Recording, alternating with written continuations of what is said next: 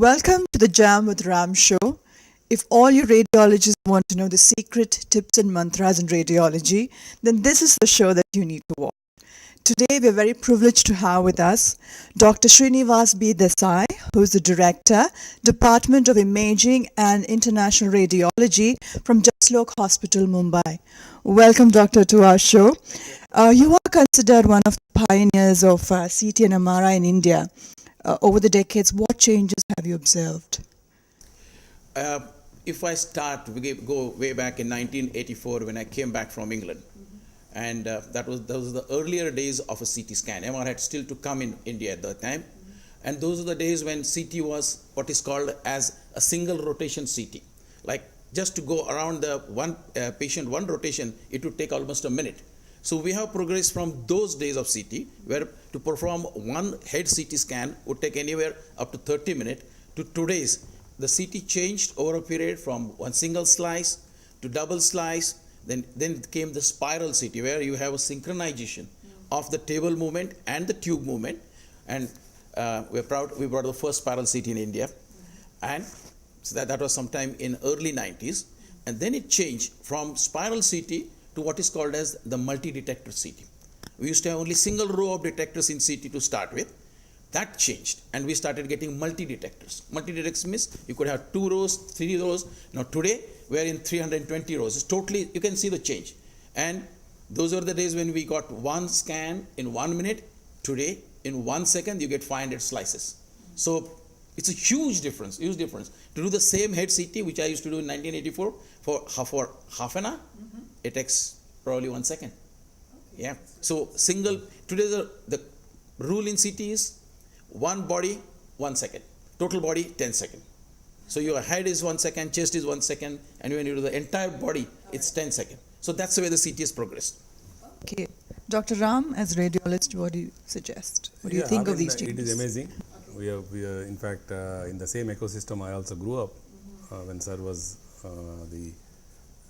he was the teacher on the DAS, and we were sitting in the postgraduate side, and it was amazing how it, It's really progressed. It galloped very fast.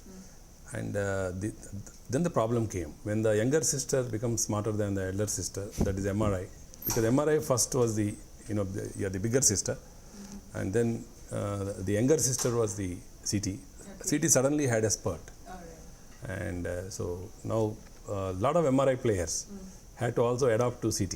In the sense that adopt means suddenly they have huge responsibility of taking the CT also to 30,000 feet.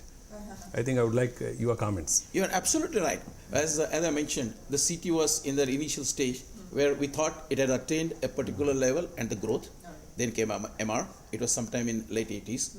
Again, we were the first to bring the MR in India. So we were very proud. And MR also, when it came, it was at a very low level in terms of resolution, in terms of Tesla. And MR started showing us much better, as Ram has put up, that MR was a better sibling of the imaging. So CT was looking at MR, and CT probably started having some kind of a complex. We all felt now the final answer is MR, end of CT, and then the CT changed in 90. As we said, it changed into this multi-detector, and then there was a very nice, beautiful, healthy competition between these two modalities, which are going now parallel to each other. And both siblings are fairly strong now, no? Yeah, absolutely. And that means you are a buyer of 2 Rolls Royces in your backyard.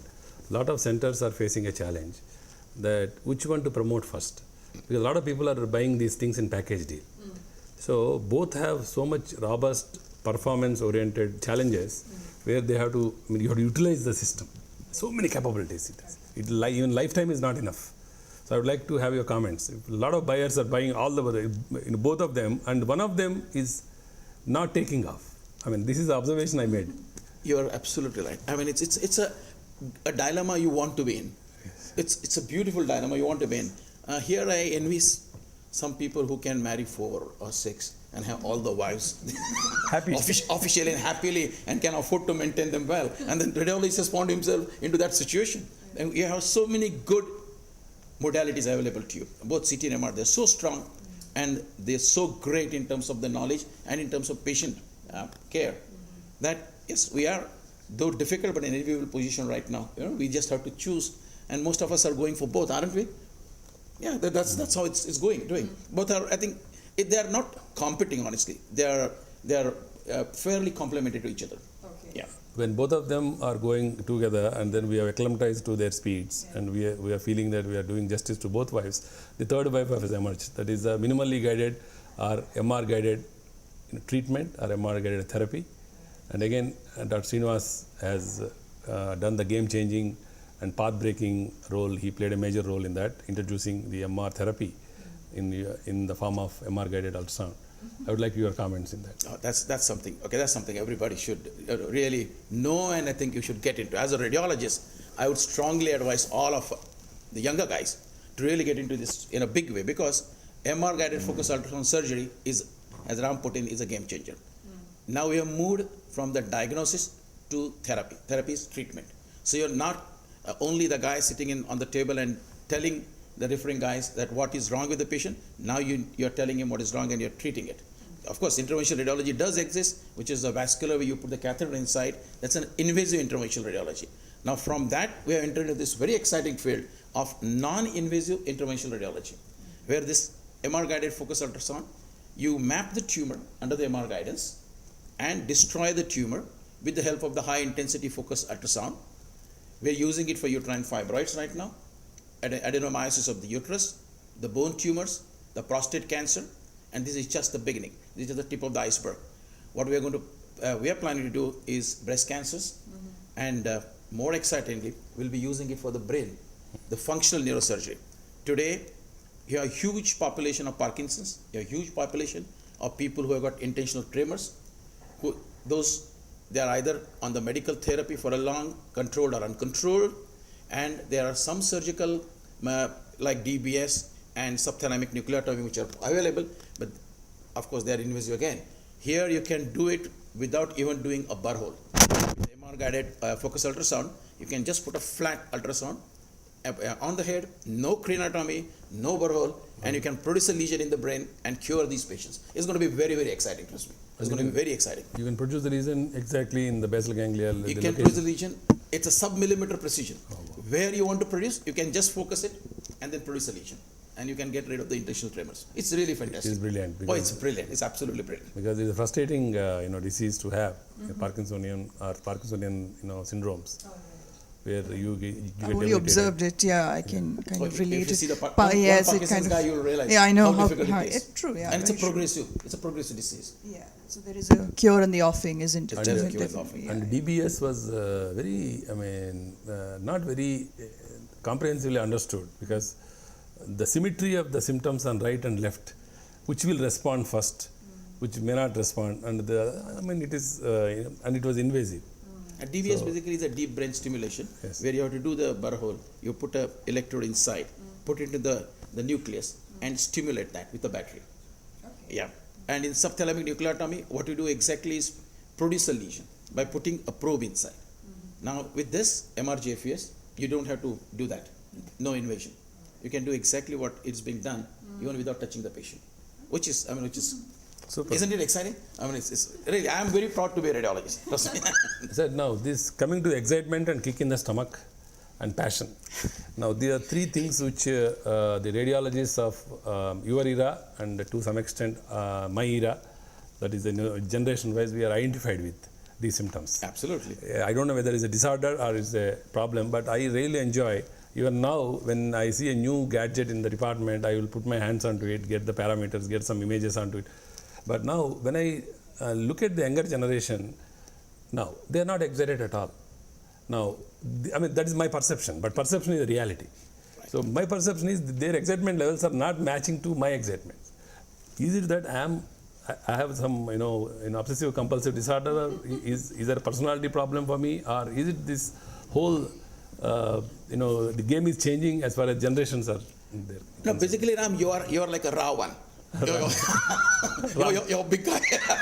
So your passion is also unlimited. No, I think your passion, though it's unlimited, is very, very fruitful and justified, and it's very focused. To a point, I agree with you. The kick which we got, the excitement, I can't use that other word, which we got by doing these techniques, getting involved into that, developing them. To a certain extent, I agree that the younger generation doesn't seem to have the same kind of an excitement. whether it's a commerce which is making the difference, whether there's a war going on between science and commerce, I don't know. But what you say, yes, to a certain extent, sure. Not it applies to every single individual, but larger percentage are less excited.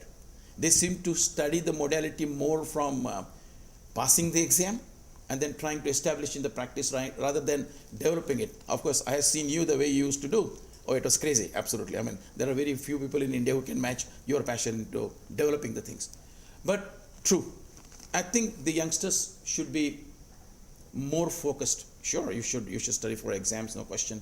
You should study to settle in the life, no question. But the development of the modality will only happen if the radiologist is really involved.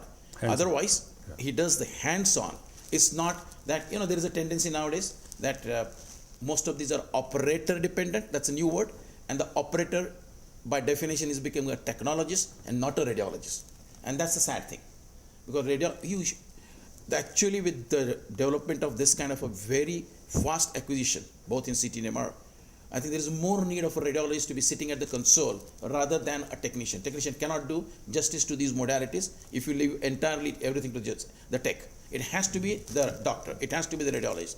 And this message is very important. They have to get involved into this. If they don't, I think they will, A, will be suboptimally utilizing all the technologies, and B, they won't be good in the subject. And probably, for all you know, they might leave this good specialty which is coming up to some other specialties. Yes. Because as we all know, neurosurgery and neurology has officially introduced interventional neuroradiology as their training course. So eventually the gyna guys will get MRGFUS. The uro guys will get to, because we are treating prostate cancers. Onco guys will get into these newer things. And if we are not passionate, it will go away from our hand, positively. That goes without saying. Superb message, sir. Superb message. Yeah, it's indeed. very important that we need to look after our bread, our profession. Absolutely. So excellent, sir. Excellent thoughts. Thank you, sir. Yeah, Thank you very much. Dr. Desai, thank you once again on behalf of Dr. Ram and me for joining us on this show. You've shared your experience, your wisdom for all the young radiologists out there. Thank you once again. Thanks for. Thank you, It's always nice to be a part of whatever Ram does. Yes. Thank you, sir. Thank you, sir.